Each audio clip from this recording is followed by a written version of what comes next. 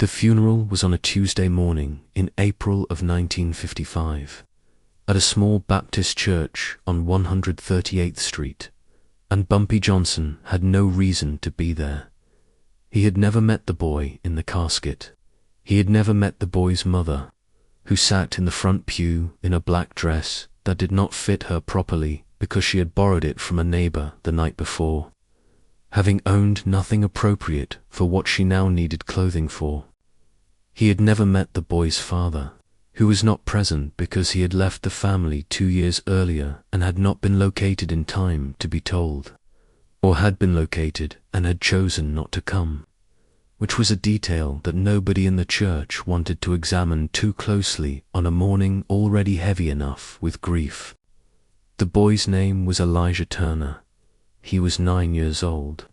He had died 6 days earlier when a delivery truck, its brakes failing on the slight grade of 127th Street, had come through an intersection at the exact moment Elijah was crossing to retrieve a rubber ball that had rolled into the street. The driver had not been speeding. The brakes had genuinely failed, a mechanical fault that an inspection would later confirm had nothing to do with negligence in the specific legal sense that mattered to insurance companies and courts. It was, in the language that people use when they need language for something that resists language, simply an accident. A 9-year-old boy who had been alive on a Wednesday afternoon was not alive by Wednesday evening, and no amount of careful legal or mechanical explanation made this fact easier to hold. The neighbors who witnessed it described the sequence afterward in the fragmented, repetitive way that trauma produces testimony. The ball rolling, the boy's quick step off the curb, the specific sound the truck's horn made in the half-second before impact, a sound that several witnesses said they still heard in unguarded moments months later. The driver, a white man in his 50s named Harold Kessler, who had driven the same delivery route for 11 years without incident, had been so shaken by what happened that he did not return to work for 3 months and eventually left the delivery profession entirely, unable to drive through Harlem again without the specific physical response that trauma produces in people who have been present at the center of something irreversible. This detail, the driver's own devastation, did nothing to soften what had happened to Elijah, but it added another dimension to the specific senselessness of the event, because there was no villain in this story. No decision anyone could point to and say differently made would have prevented it. Only the arbitrary intersection of a failed mechanical part and a child's simple desire to retrieve his ball. Bumpy Johnson learned about it the way he learned about most things that happened in Harlem, which was through the network of relationships and information that had made him, by 1955, one of the most comprehensively informed men in the neighborhood about anything that mattered to the people who lived in it. A man named Curtis Powell, who ran a small grocery 2 blocks from where the accident occurred, had mentioned it to one of Bumpy's associates in the ordinary course of conversation, not as information intended for Bumpy specifically, but as the kind of neighborhood news that passed between people who paid attention to their surroundings. The associate had mentioned it to Bumpy the following day,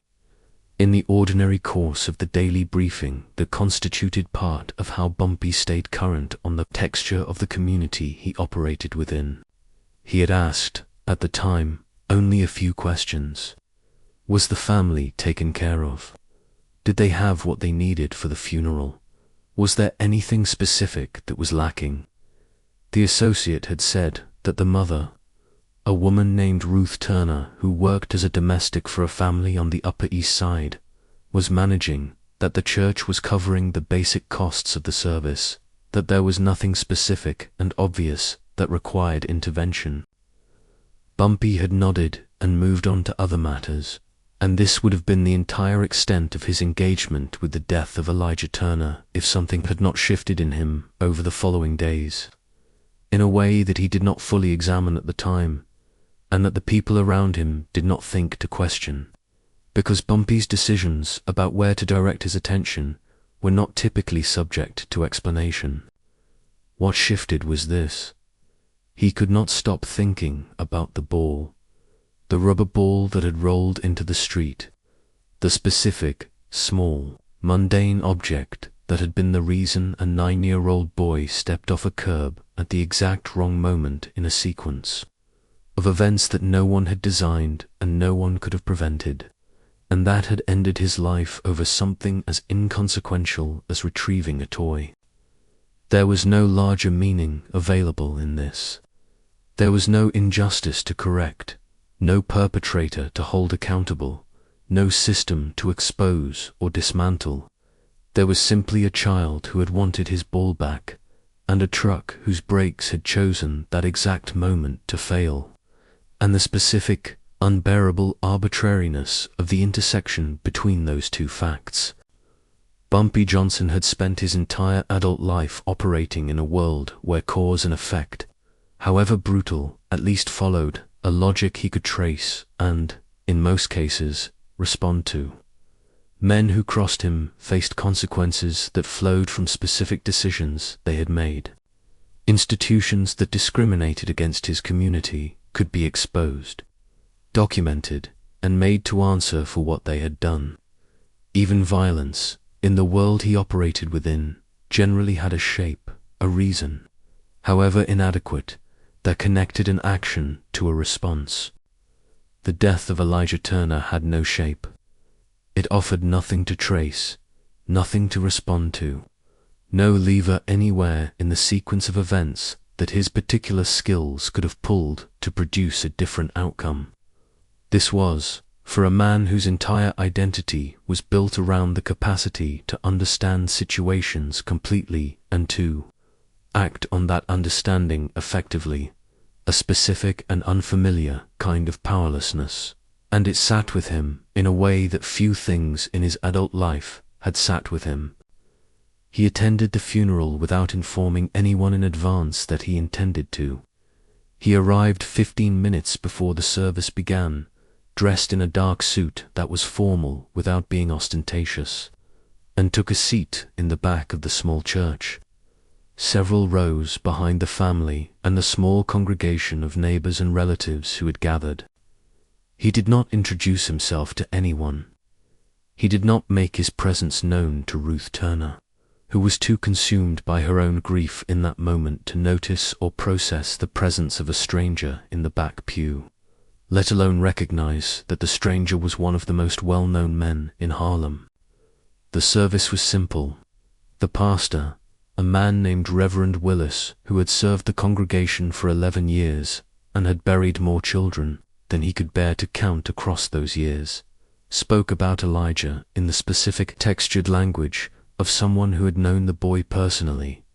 His laugh, which had been loud enough to be heard across the church's fellowship hall during Sunday school. His habit of collecting bottle caps, which he arranged by color on the windowsill of his bedroom in a system of classification that made sense only to him.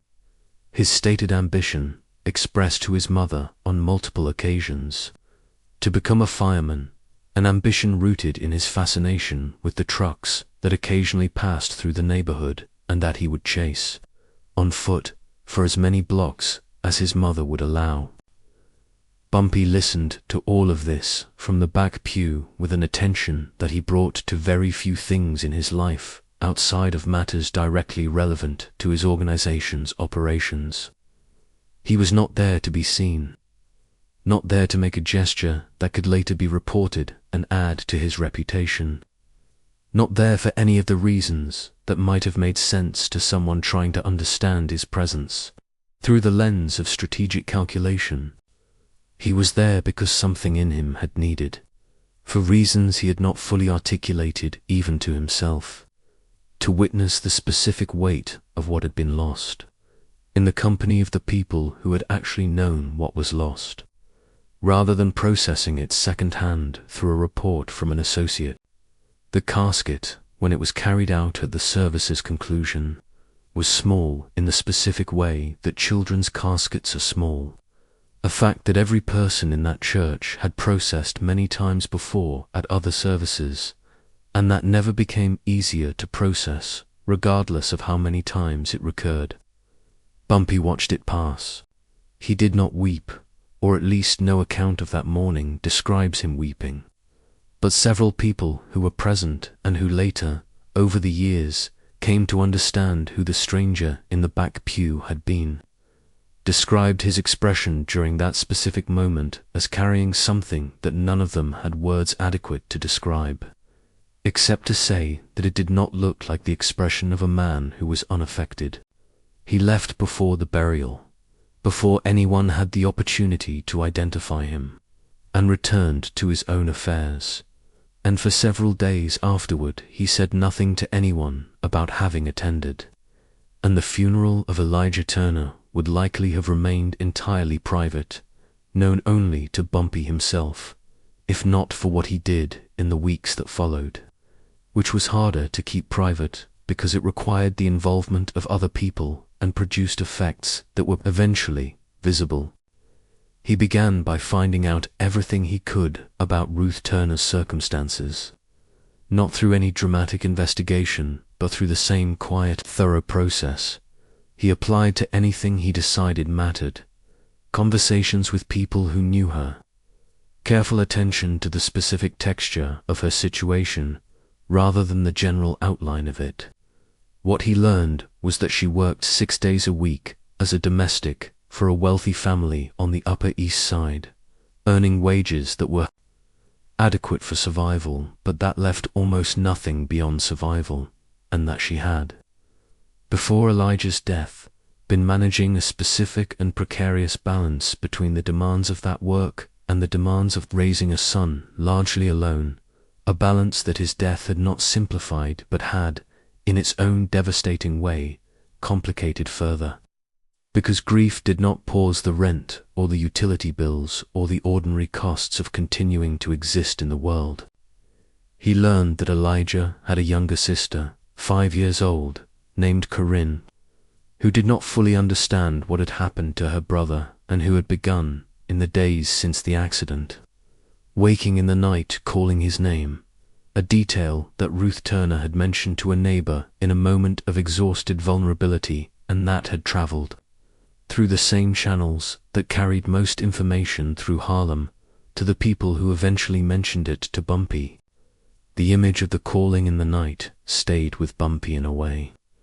that the broader facts of the family's financial precarity did not, or at least not in the same way. He had encountered financial hardship throughout his life and throughout his work. It was, in a sense, the fundamental condition his entire fund had been built to address, and he had developed, across decades of confronting it, a certain functional relationship to it, a capacity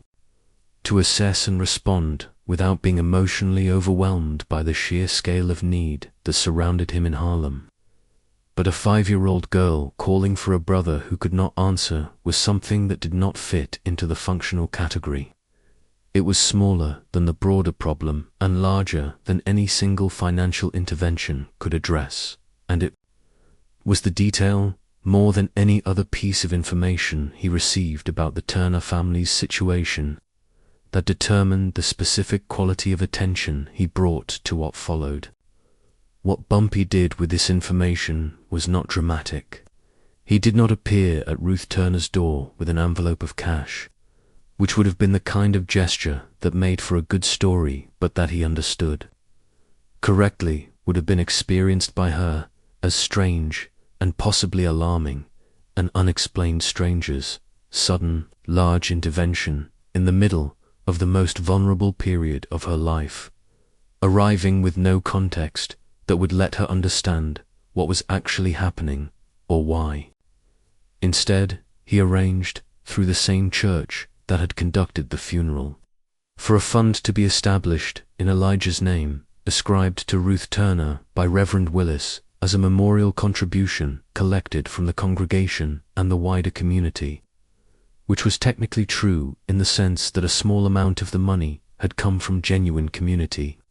contributions and was not technically false in any way that Reverend Willis had to actively misrepresent, because the specific source of the majority of the funds was simply never discussed. The fund covered, in the following months, Corinne's enrollment in a private kindergarten program that was better resourced than the public option Ruth Turner had originally intended for her, a decision that Ruth Turner made believing it was made possible by scholarship assistance available through the school itself. It covered a period of unpaid leave that Ruth Turner took from her domestic work, ostensibly through an arrangement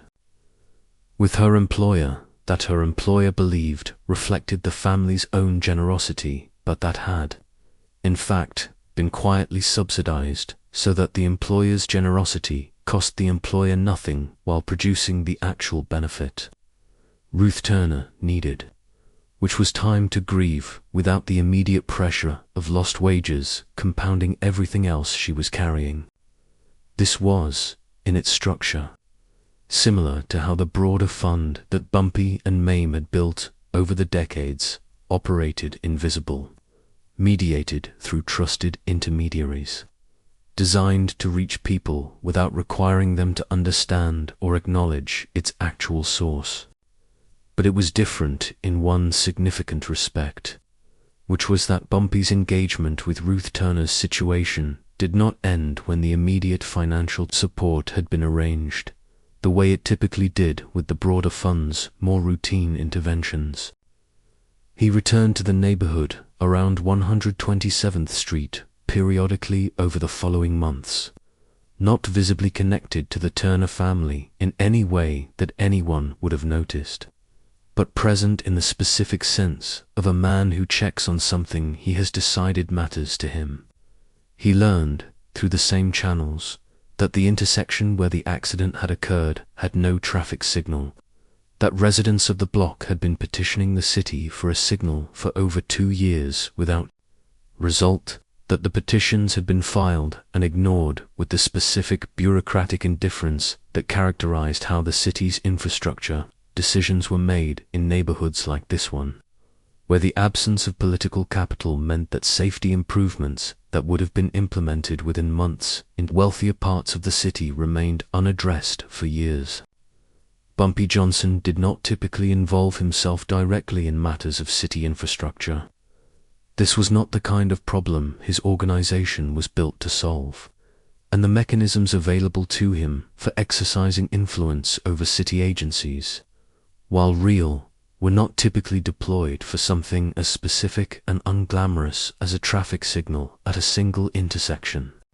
But the connection between the absence of that signal and the specific arbitrary sequence of events that had killed Elijah Turner was not a connection he could set aside once he had learned about the petitions and their years of being ignored. He made 3 phone calls. The details of exactly whom he called and what was said in those calls do not survive in any documented form, because Bumpy conducted this kind of business the way he conducted most of his business, without leaving records that could later be examined or cited. What is documented, in the municipal records that do survive,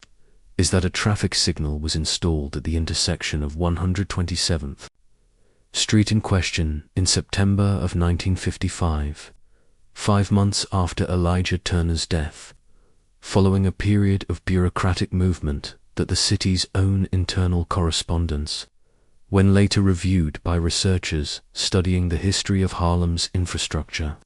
described as unusually expedited relative to comparable requests from similar neighborhoods during the same period.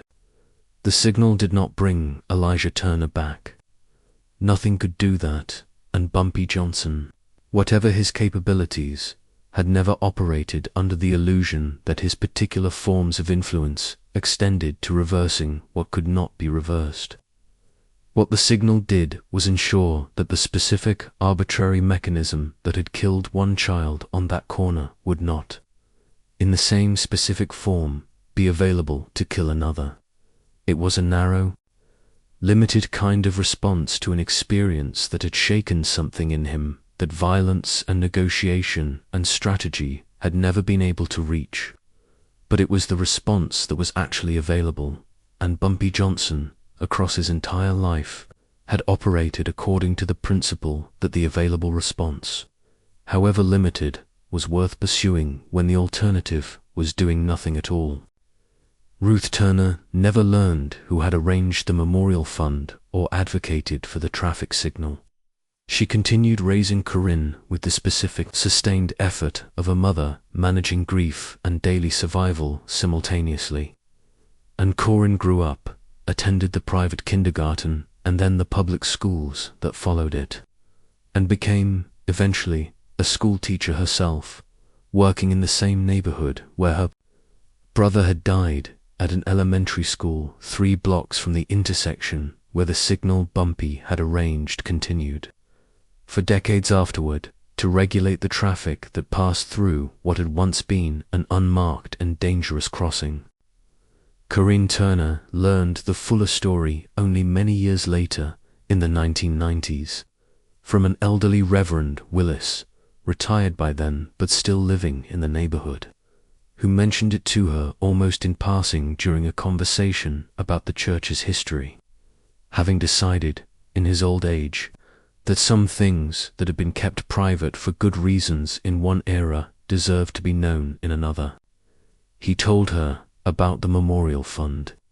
about the source of the funds that Ruth Turner had never known, about a man who had attended her brother's funeral without introducing himself and had never sought any acknowledgement for what he subsequently did.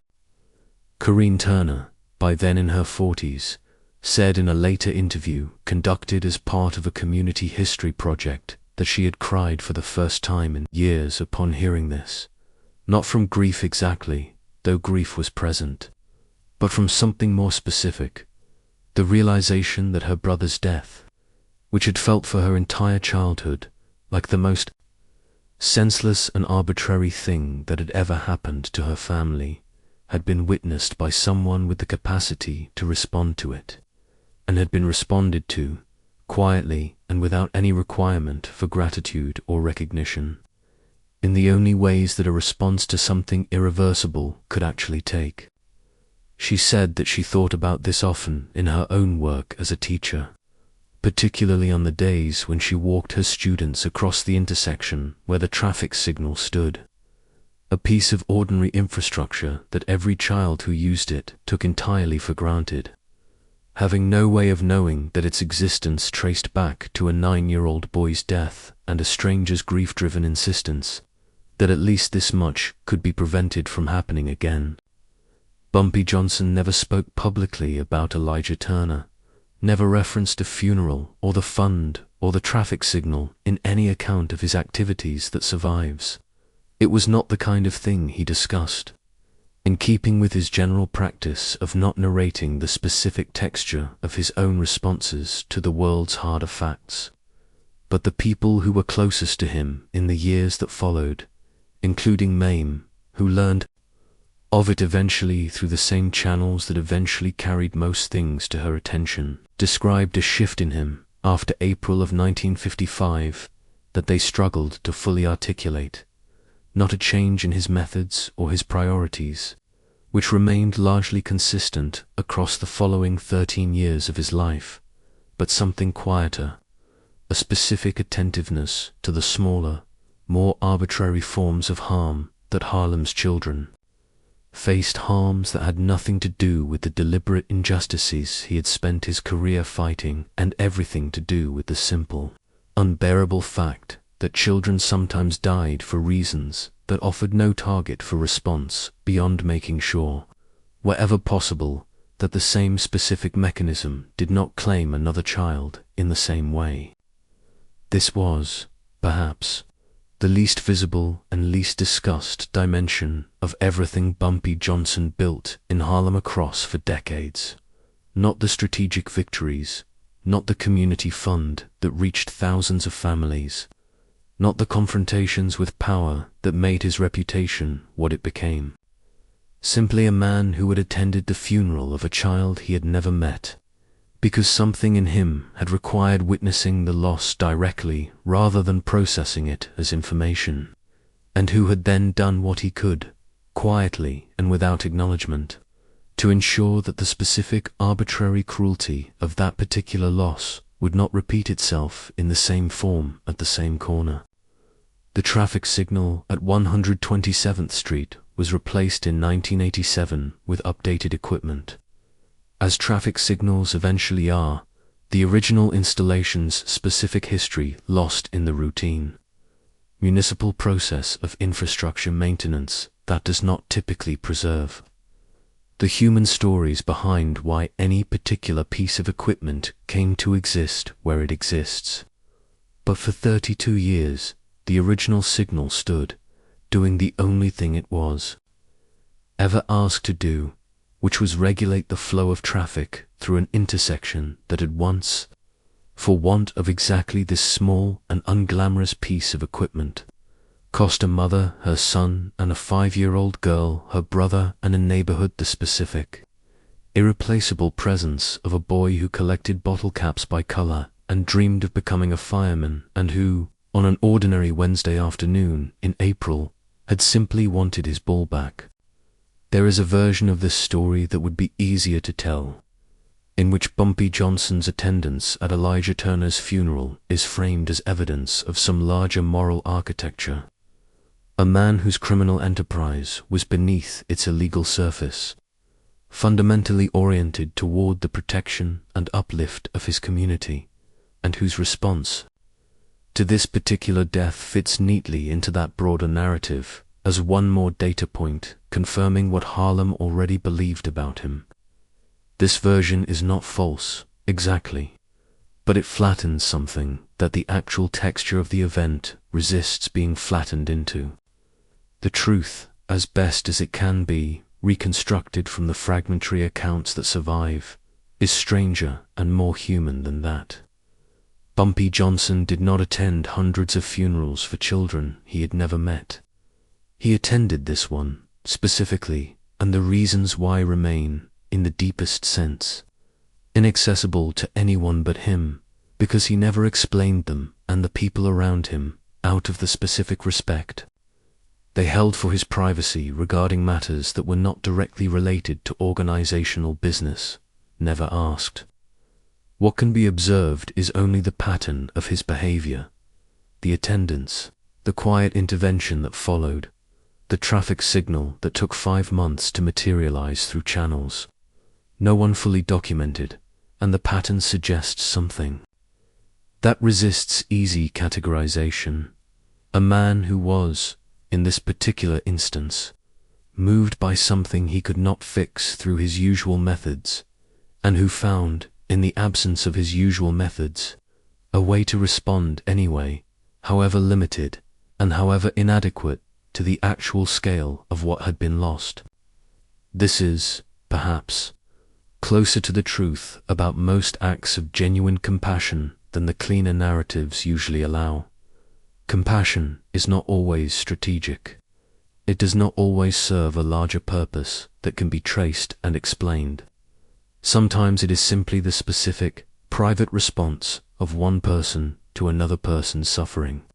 undertaken because the suffering registered as real and demanded some kind of answer, even when the answer available was small and could not undo what had happened.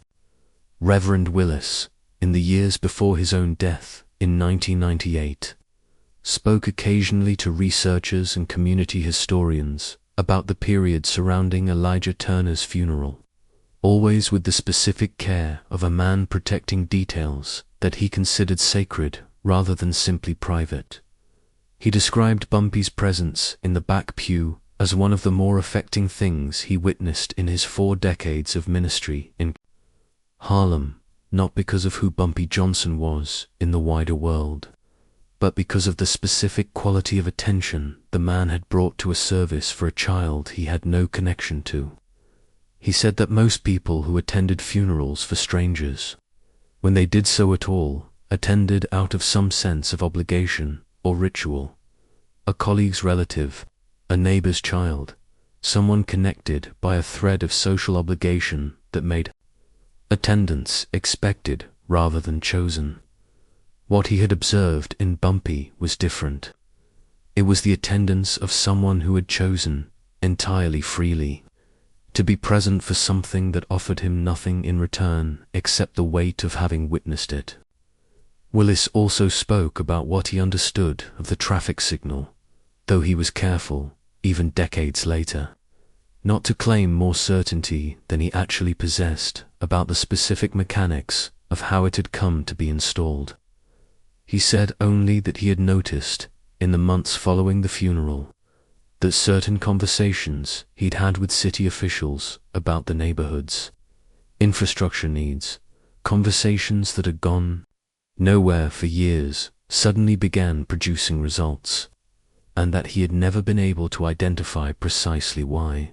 though he had his suspicions, and that those suspicions were confirmed indirectly many years later, when Corinne Turner came to him with questions about her brother's death, and he found himself, for the first time, willing to share what he had pieced together over the decades. The story of Elijah Turner and the traffic signal at 127th Street occupies a strange position in the larger record of Bumpy Johnson's life, precisely because it resists the categories that most accounts of his activities fall into. It is not a story about power, in the sense that the confrontations with rival organizations or corrupt officials were stories about power. It is not a story about strategy, in the sense that the elaborate negotiations and carefully constructed traps that characterized so much of his reputation were stories about strategy. It offers no clear victory, no defeated adversary, no moment of triumphant reversal that the neighborhood could tell and retell with the satisfaction that those other stories provided. What it offers instead is something considerably harder to narrate and considerably more difficult to build a reputation around, which is evidence of a capacity for grief that operated independently of everything else Bumpy Johnson was known for. This capacity did not make him a different man than the one who negotiated with Lucky Luciano or dismantled a corrupt bank's discriminatory practices or built an intelligence network sophisticated enough to outmaneuver federal prosecutors. It was, instead, evidence of a dimension of the same man that those other stories did not typically reveal the dimension that existed. Underneath the strategic calculation, underneath the reputation,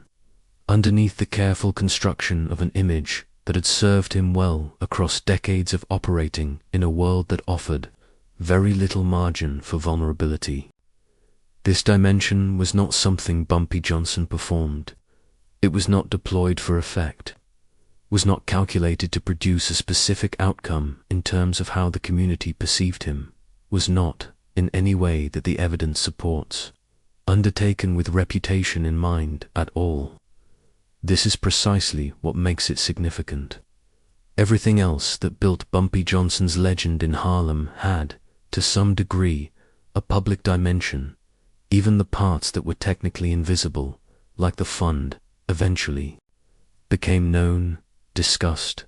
incorporated into the accumulated mythology that surrounded his name. The story of Elijah Turner was different. It remained genuinely private for 4 decades, known only to the small circle of people directly involved, until a retired minister decided, in the twilight of his own life, that a grown woman deserved to understand the full context of a piece of infrastructure she walked past every day without knowing what it commemorated. Corinne Turner's reaction to finally learning this history,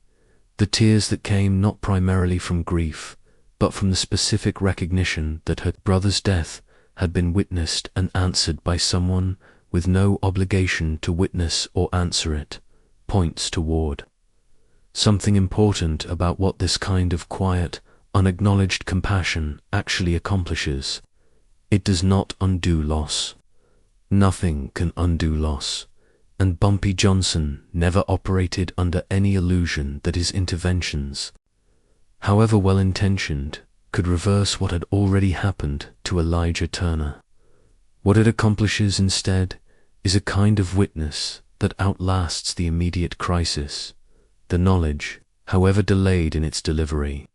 that a loss which felt at the time like it disappeared into an indifferent world was in fact seen, registered, and responded to by someone who had every reason not to bother and chose to bother anyway. This is, in the end, perhaps the deepest form of respect that one person can offer another's suffering, not the promise that it will be fixed, because most suffering cannot be fixed, but the assurance that it will not go unwitnessed. Bumpy Johnson gave Ruth Turner and her daughter this assurance without ever telling them he was giving it, which meant that for nearly 40 years they carried their grief without knowing they had been seen in the specific way that Bumpy had seen them, sitting quietly in the back pew of a small church on 138th Street, watching a small casket carried past, understanding that some losses could not be strategized away, and finding, in the absence of strategy, the only kind of response that remained available to him, showing up, paying attention, and doing, quietly and without acknowledgement, whatever small thing could still be done. The traffic signal stood for 32 years. Corinne Turner became a teacher. Ruth Turner lived long enough to see her daughter graduate from college, an achievement that owed something, in ways she never fully understood, to a period of unpaid leave that had allowed her to grieve without the immediate pressure of lost wages, itself made possible by a man whose name she never learned. Elijah Turner remained 9 years old forever, a boy who collected bottle caps by color and wanted to be a fireman and simply wanted his ball back on an ordinary Wednesday afternoon in April, and whose death, however senseless and however arbitrary, was witnessed, in the end, by someone who made sure it was not entirely without consequence in the world that continued after he was gone.